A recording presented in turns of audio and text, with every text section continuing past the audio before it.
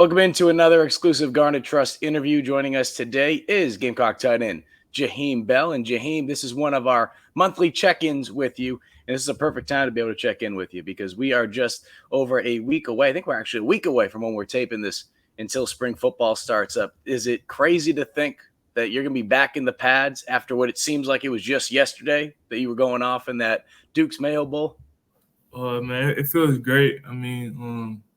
We on spring break right now, but I haven't went home. I'm here still in Columbia, and I just been getting some workouts here on my own. You know what I'm saying? Just getting excited, just getting my body prepared for what's going to happen during this spring. I think that's a good point to bring up because your spring break and some of your teammates' spring breaks are much different than some of the spring breaks that are going on for some of your classmates. I mean, you're not down in PCB doing keg stands or whatever. I'm not saying that's what I did my senior year, but the point being is, what are most of your teammates doing? I know you could probably only speak for yourself because maybe some of them went back, saw family, they're doing some things, but it's not as crazy as I think some people think when they think, oh, college. Oh yeah, they're letting their hair down right now. Right. Some of my teammates, they went back home and seen their family. Me personally, I didn't go back home because I just wanted to get my mind focused and just get ready for spring. So a couple of them did go back home, and there's a lot of them that's still here in Columbia still. So what are you doing? Because I think when you have, obviously you guys have one of the best ops building in the country. I mean, you guys have everything at your disposal. Is that still, are you guys still able to use that on your own? Kind of like tell me what your all the time. Like. We always have access to the building. I mean, no matter what time it is, what's going on. Like spring break right now, it's not okay. At spring break, we're gonna lock the building down. It's none of that. We can go in at any time we want to. Right after this video, I'm about to go get a workout in. So I mean, it's always open for us. Are you been going on your own for the most part? Is there any of your teammates you've been kind of staying in the loop with? I just been going on my own, just working on routes, like running routes on my own, just trying different things on my own, like saying, okay, this will work, this won't work, you know what I'm saying? Getting some footwork drills in, you know what I'm saying? Things like that. Yeah. Yeah. So what's some of the things that you want to be able to accomplish this spring ball? Because, for people that don't understand what spring ball is all about, I mean, you can kind of say it's kind of like an extended bye week in a way because you're working on you. Is there anything in particular that you want to be able to say once spring ball's done, like, all right, I feel better about where my game is at right now as we get ready for the summer and head into fall camp? Personally, I just want to just be the best version of me, you know what I'm saying? Like, just perfecting my craft, just being the best person I can be to help my team succeed. So, I mean, after coming out of spring, I want to be able to say, I feel great about myself and I feel great about this team going forward. It's crazy talking to some of your teammates. It doesn't matter what position it is. I mean, it might be Mitch Jeter for crying out loud. It doesn't matter who it is. It could be a kicker around here. It's just crazy how much you hear about that vibe, how it's changed, and just that confidence that has changed compared to where things were a year ago when Shane first arrived there. How can you describe it? Where is this team's mindset going into this spring ball, and how do you manage, I guess, the external expectations? Because for a lot of your teammates, they've never had to deal with people on the outside basically kissing their butts, telling them how good they are because, well, for the two previous seasons, there was only 6 wins combined. I would say in the building, it's more like a together thing. So, I mean, we all are closer than we were a year before ago. So, I mean, that just made us just so much better, man. Like, just being together with your teammates will make you accomplish so many things. So, I mean, like, when Coach Beeman first got here, he wanted us to be a more connected team. So, I mean, that has led us in a great direction, and I feel great about the season coming up and where we're going to go at. We saw some photos the other day. I know it wasn't Fort Jackson. A lot of people thought it was Fort Jackson. Nah, you could basically say, do you remember where it was exactly? It was I'm not sure where it was, but I know it's in the middle of nowhere. Put it like that. I know it's kind of putting you on the spot there a little bit. What was that like? For people that don't know, and I apologize that I should remember off the top of my that I should remember because I spoke with one of the photographers that went there, one of the team photographers that you guys have. And it was basically like being at Fort Jackson. I'm sure someone's listening, just yelling the name on the head. I'm sorry. All right. I dropped the ball there. But I mean, shoot, you guys, it's pitch dark. Describe that moment because I know photos have come out. I'm sure more videos will come out by the time we do this interview. Justin King and his amazing team that they do all the amazing stuff over there. Right. What was that like? What the heck did they have you do? It felt like I was watching some Marines or, Army, Navy recruiting commercial. I mean, they had you guys going through the dirt with just spotlights on. That thing seemed like absolute mayhem. So what happened was we was told like earlier that week that we was gonna be going like basically in the middle of nowhere. So that we were just all wondering like where we were going, what we are gonna be doing. And as the week got on, it got closer. They finally told us that it was like we're going to basically the middle of nowhere to do like drills that we already been doing, like the task of toughness, or basically like the late night drills that we be doing. And once we got there, we all took like the normal buses that we take to go to the hotel or go to, you know what I'm saying, that we come to the stadium on. So we get on these buses, we riding. They're like, it's 40 minutes away. So we all thinking like, oh man, it's 40 minutes away, like godly. So once we get there, they stopped us at a place and we had to hop on Sprinter van. So we all looking crazy, like now we got to get on the Sprinter van after we just got out the bus. So we rode probably maybe like another 9 minutes or whatever. And basically when we got there, all you seen was just dirt and trees. So I mean, it was a great experience. We all had fun. I mean, everything they had us doing, I mean, it was great. I mean, it just basically in the middle of nowhere.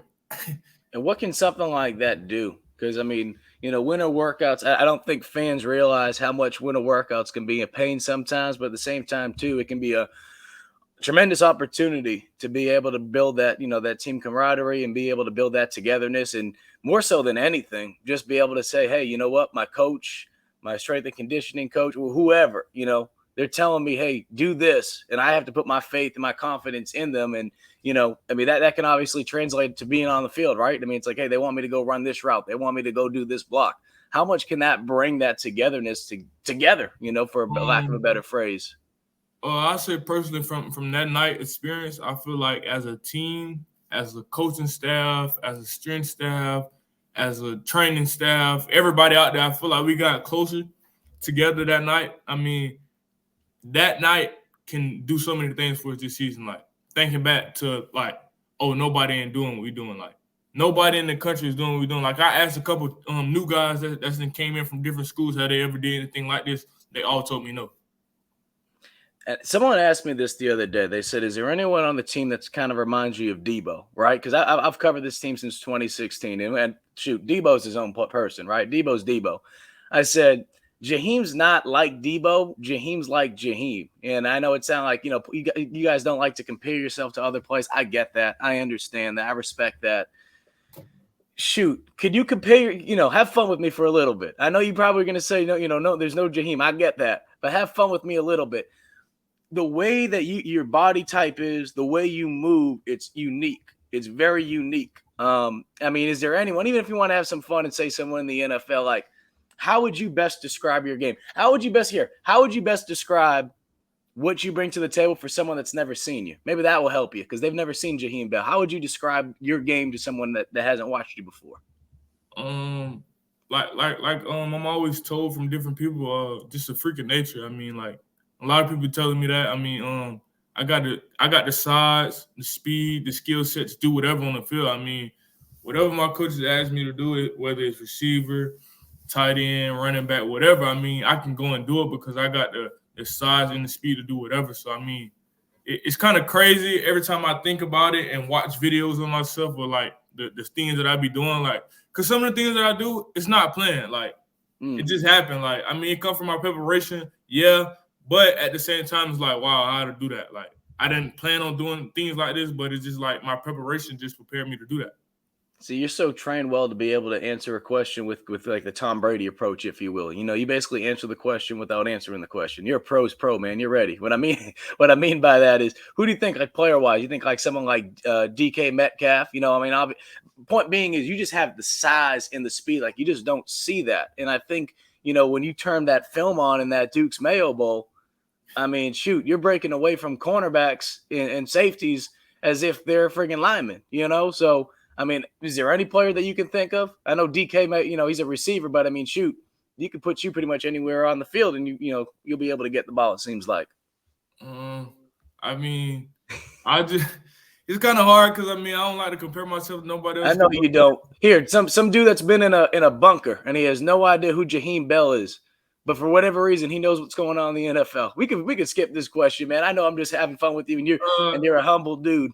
I say Deebo Samuel because I mean I've been Yeah. getting a lot of that. A lot of people been saying that. So I mean I say Deebo Samuel, but I feel like me personally, I got just a little bit more because I feel like I'm bigger than him or whatever, and I Mhm. feel like I just got a little bit more than he got. You know what I'm saying? Yeah.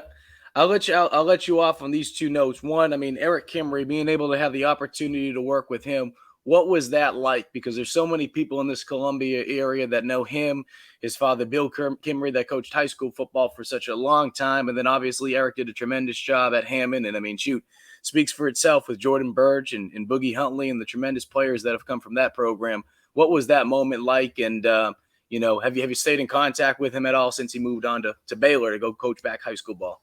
Yeah, he still be in contact with me. He hit me up every now and then just to see how I'm doing, just checking on me or whatever. So I appreciate him for that because a lot of coaches don't do that. Like, a lot of coaches Yeah. don't do that. So Mhm. he's definitely been checking in on me. But I say a year experience with him was like a life experience. Like he not only he taught us about football, he just, you know what I'm saying, kept it real with us on the life standpoint. Like he always gave us pointers and you know what I'm saying, on how being a great man or whatever it may be. I mean, sometimes we'll probably go in the meeting room and we probably won't even do too much of football. We'll just be talking about life. You feel me? So like I appreciate him for the things that he taught us in the tight end room or whatever. And he's a great guy. He gonna continue to be a great guy. And the last thing I got to ask you, Jody Wright, new tight ends coach. What has that been like being able to get to know him? I mean, shoot, the media, we had an opportunity to talk with him after his introductory press conferences. I mean, the guy had us rolling with some of the stories he was telling us. What is he like for people that on the outside? Because you know how it is. Anytime you get a new coach, new player, how's this person? How's that person? What has that been like being able to get to know him and then obviously getting ready for spring football with the new positional coach? So far, just talking with him. I mean, he's a great dude. I mean, he's came from a lot of different backgrounds, great backgrounds. I mean, he just came from the NFL, so I mean, all the experience that he have combined together and pointed into us. I mean, it's just gonna make us so much better. I mean, but me talking to him personally, he's a great guy. I mean, he's very, you know what I'm saying, cool, calm. You know what I'm saying, he don't really do all the yelling and all. He's gonna teach you. You know what I'm saying, so Mhm. he's a great guy. Well, Jaheim, we appreciate it, man. And by the time this thing drops, who knows? Who knows when this thing's going to drop? Hopefully, we'll drop it later today or tomorrow so that people can get geared up for Gamecock spring football, which starts up March 15th. If you want to be able to support Gamecock student athletes like Jaheim Bell, be sure to visit GarnetTrust.com so we can do more interviews like this, be able to get a little behind the scenes look at all your favorite Gamecock players and teams. Jaheim, we appreciate you taking the time, bud. Yes, sir.